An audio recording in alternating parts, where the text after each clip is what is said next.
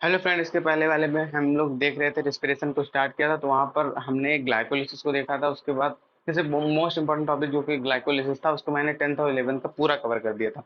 तो ऐसे टॉपिक जिसमें 10th 11 दोनों शामिल है उसको आप मतलब 10th वाले को भी देखना है। उसमें से जो इम्पोर्टेंट है 10th के लिए वो आपको देखना है, और बाकी मैं बता देता हूँ उसमें, क्योंकि जो ग्लाइकोलिसिस का पूरा प्रोसेस बताया है उसमें आपके 10th में कुछ नहीं है। ठीक है, फिर आपको इतना जानना कि ग्लाइकोलिसिस से तुरंत पायरुवेट एसिड बन गया, बस इतना ही काफी है आपके 10th में।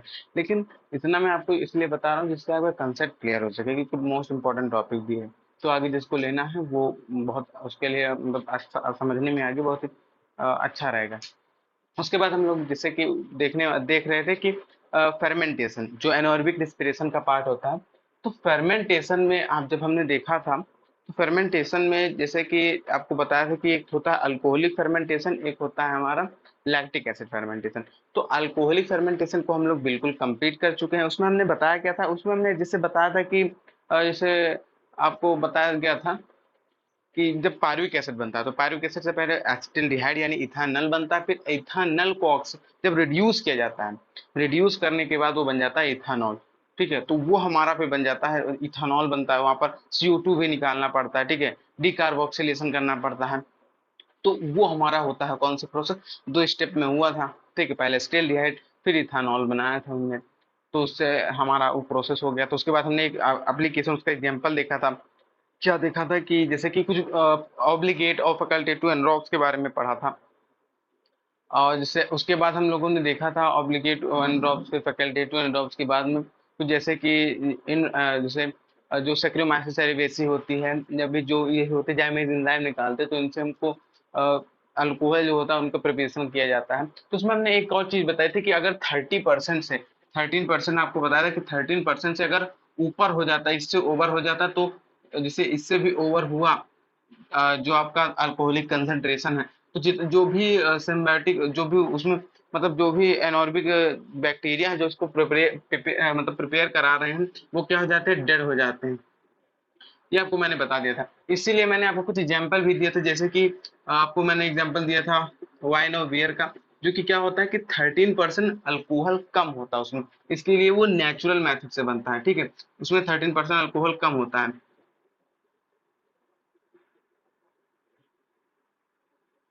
ये जो होता है 13% अल्कोहल, इसमें मतलब कम होता है, 13% तक ही होता है अल्कोहल। ठीक है, इसीलिए वाइन बियर जो होते हैं नेचुरल मेथड से बनते हैं।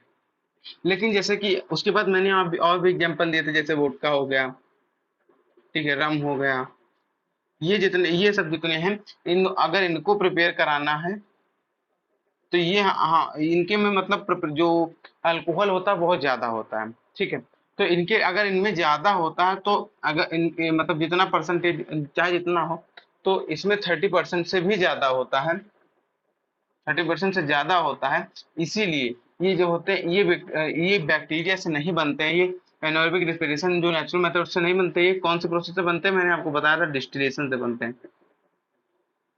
अब ये डिस्टिलेशन से बनते हैं, उसके बाद ये चीजें जब हो गई थी तो मैंने आपको एक और चीज बताई थी इसके बारे में, ये सब चीजें हो गई थी। फिर इसके बाद हम बात करने वाले थे लैक्टिक एसिड फर्मेंटेशन में। तो लैक्टिक एसिड फर्मेंटेशन क्या होता है उसके बारे में चलिए बात करते हैं। ये तो आपका सिर्फ रिवीजन होगा कि हाँ ये सब चीजें हम लोगों ने पढ़ रखी है। अब देखिए लैक्टिक एसिड फर्मेंटेशन को देखते हैं कि उसमें क्या हुआ था। देखिए लैक्टिक एसिड फर्मेंटेशन,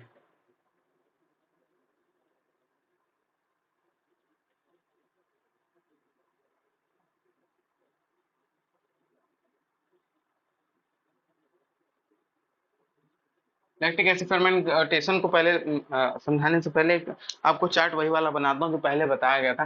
जैसे कि मैंने आपको पहले ही बताया था कि पहले क्या होता है, ग्लूकोज होता है, ग्लूकोज होता है। ग्लूकोज से आपने क्या किया था, ग्लूकोज से आपने दो इंपॉर्टेंट चीजें मतलब हमने आपको बताई थी कि या तो ग्लूकोज का यूज सीधा हो जाएगा अगर ऑक्सीजन प्रेजेंस नहीं है, या ऑक्सीजन प्रेजेंस नहीं है दोनों केस में। ठीक है, दोनों केस में ऑक्सीजन प्रेजेंट नहीं है। अगर ऑक्सीजन प्रेजेंट है तो हमारा एरोबिक होगा, वो तो बात अलग है, हम बाद में बात करेंगे इसके बारे में एकदम डिटेल से। ठीक है, लेकिन अगर एनॉर्बिक की देते हैं तो वो भी दो टाइप में होता है, एक होता है लैक्टिक एसिड फर्मेंटेशन। ठीक है, लैक्टिक एसिड का होता है, एक हमारा लैक्टिक एसिड का होता है और दूसरा हमारा कौन सा हो जाता है, अल्कोहलिक हो जाता है। तो अल्कोहलिक को हम लोग डिटेल में देख रहे हैं, मतलब देख चुके हैं। ठीक है, अल्कोहलिक में हमने क्या देखा था कि हमारा C2H5OH यानी इथेनॉल बन जाता है। ठीक है, और क्या बन जाता है हमारा, इसमें CO2 भी निकला था और इसमें क्या था, 2 ATP तो था ही, तो ये हमारा जनरल रिएक्शन हो गया। ये लैक्टिक एसिड फर्मेंटेशन में मैं आपको बता दूं, इसमें क्या होता है, लैक्टिक एसिड ही बनता है। यानी ये जो लैक्टिक एसिड है तो यही मतलब लैक्टिक एसिड फर्मेंटेशन इसको कह ही रहे हैं, तो अल्कोहल इसमें बना ये, और इसमें भी लैक्टिक एसिड बनता है, लैक्टिक एसिड बन जाएगा आपका, और प्लस इसमें CO2 नहीं रिलीज होगा, और इसमें क्या बनेगा, 2 ATP बन जाएंगे। तो इन दोनों में डिफरेंस क्या है, only of the CO2 difference है CO2 का। तो इसमें डिफरेंस किसका है, CO2 का। तो अगर आपसे कोई पूछता है कि लैक्टिक एसिड फर्मेंटेशन और अल्कोहलिक फर्मेंटेशन में क्या डिफरेंस है, तो इसमें CO2 का डिफरेंस है, क्योंकि इसमें CO2 नहीं बन रहा, इसमें CO2 बन रहा है, यानी इसमें डिकार्बोक्सिलेशन हो रहा है, इसमें नो डिकार्बोक्सिलेशन। तो इसमें हम लिख सकते हैं कि डिकार्बोक्सिलेशन नहीं हो रहा, नो डिकार्बोक्सिलेशन। ठीक है, इसमें डिकार्बोक्सिलेशन नहीं हो रहा और इसमें डिकार्बोक्सिलेशन हो रहा, तो ये मतलब एकदम मेन डिफरेंस है जिससे आप बता सकते हैं। ठीक है, और बाकी पूरा स्टेप सेम हो रहा है। ये 2 स्टेप में हुआ था और ये सिंगल स्टेप में हुआ, कैसे, आइए चलिए देखते हैं।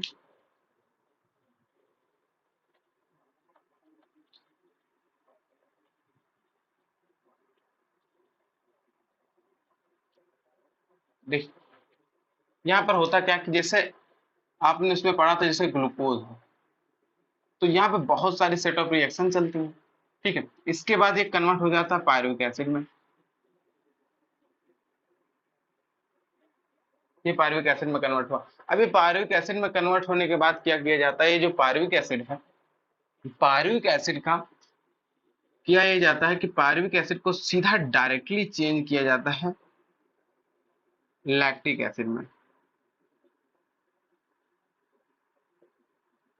और यहाँ पे जो एंजाइम काम करता है उसको हम कहते हैं लैक्टेट डिहाइड्रोजनेज।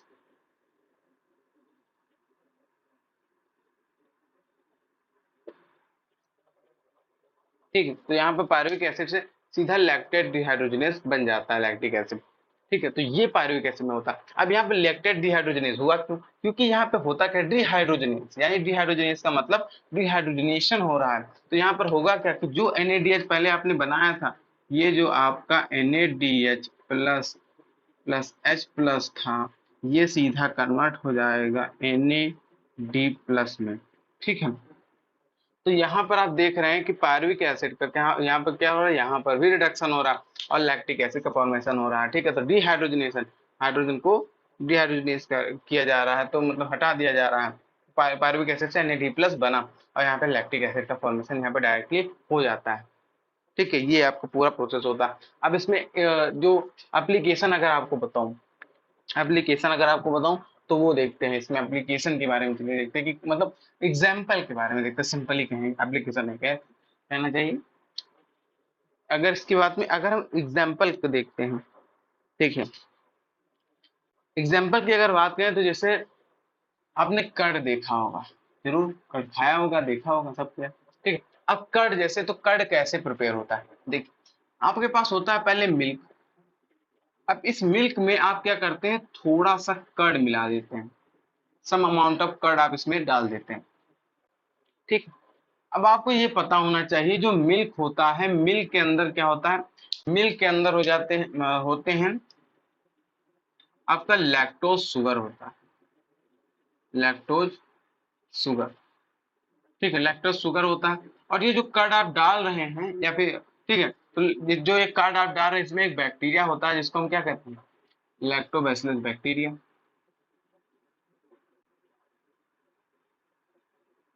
ये आपके एवरीडे लाइफ में मैं बता रहा हूँ कि कैसे इसका यूज हो रहा है लैक्टिक एसिड फर्मेंटेशन में। तो लैक्टोबैसिलस बैक्टीरिया किसमें होता है, कर्ड में, और मिल्क में आपका होता है लैक्टोज शुगर। और ये जो स्मॉल अमाउंट ऑफ कर्ड आप इसमें डाल रहे हैं, इसको हम कह सकते हैं इनोकुलम। एक वर्ड यूज किया जाता है इनोकुलम। ठीक है, इनोकुलम। अब इसमें जब आपने इनोकुलम को अगर जब डालते हैं तो लैक्टोबैसिलस बैक्टीरिया इसमें भी आ जाएंगे। अब जब इसमें लैक्टोबैसिलस बैक्टीरिया आएंगे तो इसमें जब लैक्टोबैसिलस बैक्टीरिया जब आते हैं तो होता क्या है कि मिल्क के अंदर तो है लैक्टोज शुगर। अब ये लैक्टोज शुगर आपने पहले पढ़ा था उसमें, जब आपको डाइजेशन पढ़ा था, तो लैक्टोज शुगर क्या होता है, लैक्टेज एंजाइम के प्रेजेंस में लैक्टेज एंजाइम के प्रेजेंस में टूट जाता है किसमें, एक तो टूटेगा ग्लूकोज में, ठीक है, और दूसरा टूट जाएगा गैलेक्टोज में, ठीक है, एक तो टूटेगा ग्लूकोज में, दूसरा टूटेगा गैलेक्टोज में। अब ये लैक्टेज एंजाइम के प्रेजेंस में जो ग्लूकोज और गैलेक्टोज में टूटेगा तो ग्लूकोज ही इसके लिए इंपॉर्टेंट है। ये क्या करेगा लैक्टोबैसिलस बैक्टीरिया, ये ग्लूकोज को अपने मतलब ग्लूकोज का यूज करके, ठीक है, मिल्क में ये जो ग्लूकोज प्रेजेंट है लैक्टोज एंजाइम जो मतलब शुगर इसमें प्रेजेंट है, तो लैक्टेज लैक्टोज शुगर को टूटेगा लैक्टेज एंजाइम के प्रेजेंस में ग्लूकोज और गैलेक्टोज में। तो ये जो ग्लूकोज है इसके ऊपर ये लैक्टोबैसिलस बैक्टीरिया ऐड करेगा और क्या करेगा, इसको मतलब इसका फर्मेंटेशन करेगा, और फर्मेंटेशन करने के बाद मतलब फर्मेंटेशन जब करेगा तो बनेगा अल्कोहल, ठीक है। अब जब इसका मतलब फर्मेंटेशन करेगा तो बनेगा अल्कोहल। अब जब ये अल्कोहल बना तो जो आपका पीएच होगा, जो पीएच हो जाएगा वो हो जाएगा रिड्यूस, पीएच आपका रिड्यूस हो जाएगा, कम हो जाएगा। अब जब पीएच रिड्यूस हो जाएगा तो वो हो जाएगा एसिडिक, एसिडिक हो जाएगा। अब जब एसिडिक होगा तो उसमें जो, ठीक है, एसिडिक होगा तो उसमें जो प्रोटीन होती है आपके मिल्क में, एक प्रोटीन होती है जिसको हम कहते हैं casein, casein protein. Casein protein का क्या हो जाएगा, डीनेचुरेशन,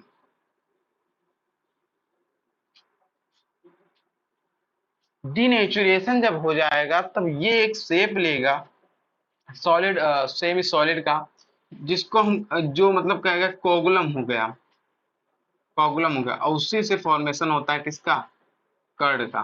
तो देखिए यहीं से कर्ड बना और यहीं से कर्ड आ भी गया, तो एक साइकिल चल रही है, ऐसे ऐसा लग रहा है। ठीक है, वैसे साइकिल नहीं, क्योंकि आपने यहाँ से दूसरा कार्ड यूज किया था, दूसरा कार्ड बना। अब इसी कार्ड का यूज करके आप फिर क्या कर सकते हैं, इसी कार्ड का यूज कीजिए, फिर मिल्क में डालिए और फिर कर्ड का फॉर्मेशन करिए। ठीक है, तो ये एक प्रोसेस चलती है मतलब लैक्टिक एसिड फर्मेंटेशन में, इससे आप क्या बना रहे हैं, डेली लाइफ में यूज हो रहा है, कर्ड का फॉर्मेशन हो रहा है, ठीक है, ये आप समझ सकते हैं। अब उसके बाद हम चले देखते हैं कि हमारे मसल जो होते हैं उन उसमें मतलब कैसे ये जो लैक्टिक एसिड फर्मेंटेशन है उसमें कैसे रोल निभाता है। लैक्टिक एसिड इसमें तो रोल निभाया, हमने देखा। अब मसल सेल में ये कैसे रोल निभाता है उसको चलिए देखते हैं, ठीक है। तो ये मसल सेल में देखते हैं इसका यूज, कैसे लैक्टिक एसिड फर्मेंटेशन हमारे मसल्स में यूज होता है। जनरली अगर कोई होता तो मसल के बारे में ही बताता, लैक्टिक एसिड फर्मेंटेशन में मसल सेल में ही कह देता होता, लेकिन इसमें भी होता है, इसलिए मैंने आपको ये भी बता दिया। अब देखिए लैक्टिक एसिड फर्मेंटेशन इन मसल सेल, मसल सेल जो होती हैं मसल सेल, देखिए मसल सेल ऐसा जनरली क्या करती हैं, मसल सेल के पास माइटोकॉन्ड्रिया सब वगैरह होता है, तो क्या करती है, अगर ऑक्सीजन प्रेजेंट रहता है एकदम वेल डिफाइंड मतलब वेल फुल, जब मतलब फुल इसका यूज हो रहा है, ऑक्सीजन प्रेजेंट है, तो क्या होगा कि जो हमारा ग्लूकोज होगा पायरुविक एसिड में टूटेगा ही साइटोप्लाज्म में, उसके बाद वो धीरे धीरे सब एटीपी टीपी का फॉर्मेशन हो जाएगा, एरोबिक रेस्पिरेशन हो जाएगा। लेकिन जब हम क्या करते हैं, कोई काम करने लगे, ठीक है, कोई काम करने लगे, हम दौड़ने लगे मान लीजिए, जब दौड़ने लगे तो क्या हुआ कि कॉन्टिन्यूअस यूज होने लगी एटीपी। अब एटीपी जैसे जैसे यूज होंगी तो हम भारी डिमांड होगी ऑक्सीजन की, और उसके उसके लिए जब बार बार हम फिर हम क्या करते हैं, बहुत जल्दी जल्दी सांस लेने लगते, ब्रीथिंग बढ़ जाती है।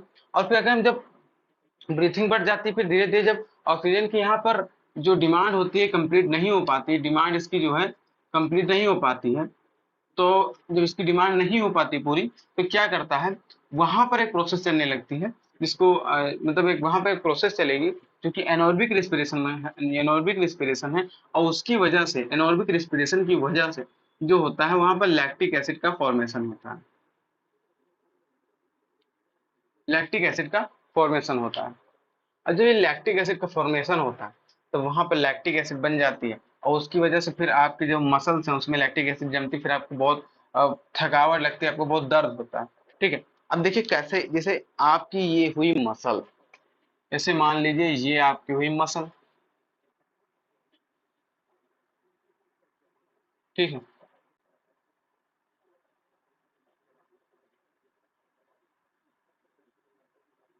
ऐसे आपकी मसल हो गई, ठीक है, लिख दे रहा है यहाँ पे मसल मेमोरी कुछ समझ ली, ठीक है, ये आपकी मसल है। अब मसल में क्या हुआ कि ये मतलब मसल सेल्स में सारी मतलब आप काम कर रहे थे तो मसल जो मसल की सेल थी सारी वर्क कर रही थी, वहां पे ऑक्सीजन पूरी थी, लेकिन ऑक्सीजन की जब डिमांड नहीं पहुंच पाई तो वहां पे लैक्टिक एसिड का फॉर्मेशन होने लगा। ठीक है, लैक्टिक एसिड का फॉर्मेशन होने लगा, एंड सिंपली इसको लैक्टेट लिख देते हैं। लैक्टेट का फॉर्मेशन होने लगा, लैक्टेट का फॉर्मेशन होने लगा तो आप क्या है कि हम तो थक रहे हैं, हमको दर्द हो रहा है यहाँ पर, तो आपने क्या किया, एक गर्म कपड़ा लाए और यहाँ पर आपने इसकी सिकाई की तो आपको बहुत आराम मिला। ऐसा क्यों हुआ? जब आपने गर्म कपड़ा यहाँ पे कुछ रखा तो हुआ क्या कि यहाँ पर लैक्टिक एसिड के बाद यहाँ पे बहुत सारी ऐसे ऐसे क्या होंगी, ब्लड वेसल्स होंगी। यहाँ पे होंगी क्या, ब्लड वेसल। और जब यहाँ पे ब्लड वेसल होंगी तो जब आपने कोई मतलब हॉट क्लॉथ रखा, आपको बहुत आराम मिला, तो जैसे तो यहाँ पर होगा क्या कि जब आप हॉट क्लॉथ रखेंगे तो ये आपकी जो ब्लड वेसल्स है ये डायलेट हो जाएंगी, मतलब बड़ी हो जाएंगी।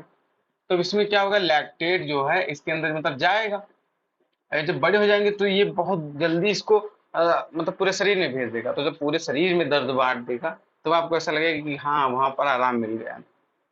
अच्छा, अब यहाँ पर ये शरीर से पूरे शरीर में जा रहा, तो ये असलियत में जाएगा क्या कि पूरे शरीर में ऐसे घूमता रहेगा? ऐसा नहीं, ये यहाँ से जाएगा फिर ये सीधा जाएगा लीवर में आपके। ठीक है, ये जैसे आपका जो लीवर है, इसमें डायग्राम नहीं बना रहा हूँ, ऐसे मान लीजिए लीवर है, तो ये आपके लीवर में पहुंचेगा क्या, लैक्टिक एसिड। अब लैक्टिक एसिड जब यहाँ पर पहुंच गया तो होगा क्या, या फिर सिंपली हम उसको क्या कह रहे हैं, लैक्टेट कह रहे हैं। लैक्टिक एसिड हो गया, लैक्टेट हो गया। ठीक है, लैक्टेट। अब ये लैक्टेट यहाँ पर पहुंचा तो यहाँ पे एक प्रोसेस होगी जिसको हम क्या कहते हैं, लैक्टेट से सीधा बनेगा ग्लाइकोजन। यहाँ पे एक प्रोसेस होगी जिससे ये ग्लाइकोजन बनेगा, उस प्रोसेस को हम कहते हैं ग्लूकोनियोजेनेसिस। अब याद कीजिए ये मैंने आपको कहाँ पर बताया था, जब लीवर मैं बता रहा था या फिर किसी फंक्शन लीवर का बता रहा था, कहीं पर मैंने इसको बताया था, ग्लूकोनेजेसिस ग्लाइकोलिसिस सबके बारे में मैंने बताया था। तो ग्लूकोनेयोजेनेसिस की प्रोसेस से ये ग्लाइकोजन में कन्वर्ट होगा, फिर ग्लाइकोजन जो है ये सीधा कन्वर्ट होगा सॉरी ग्लूकोज में।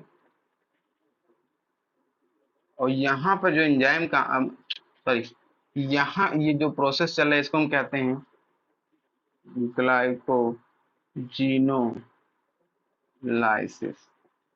ठीक है, ग्लाइकोजिनोलाइसिस प्रोसेस से ये ग्लूकोज में कन्वर्ट हो गया। अब ये ग्लूकोज फिर बॉडी को दो, जहाँ पर यूज करना है करो।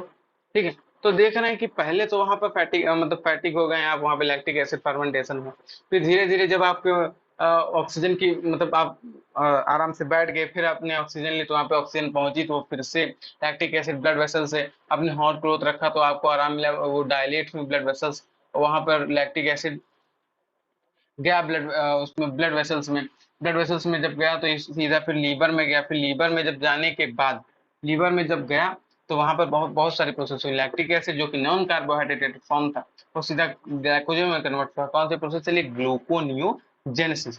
फिर ग्लाइकोजन सीधा ग्लूकोज में कन्वर्ट हुआ, कौन सी प्रोसेस चली, ग्लाइकोजिनोलाइसिस। ठीक है, जो यहाँ पर ये आपका कंप्लीट हुआ कि कैसे जो लैक्टिक एसिड है हमारे एवरीडे लाइफ में होती है। ठीक है, तो अभी एवरीडे लाइफ में आपने देखा कि लैक्टिक एसिड फर्मेंटेशन कैसे वर्क कर रहा है। तो ये आपका पूरा प्रोसेस मैंने आपको बताया कि लैक्टिक एसिड कैसे वर्क करता है। ठीक है, अब अगले वीडियो में हम लोग देखने वाले हैं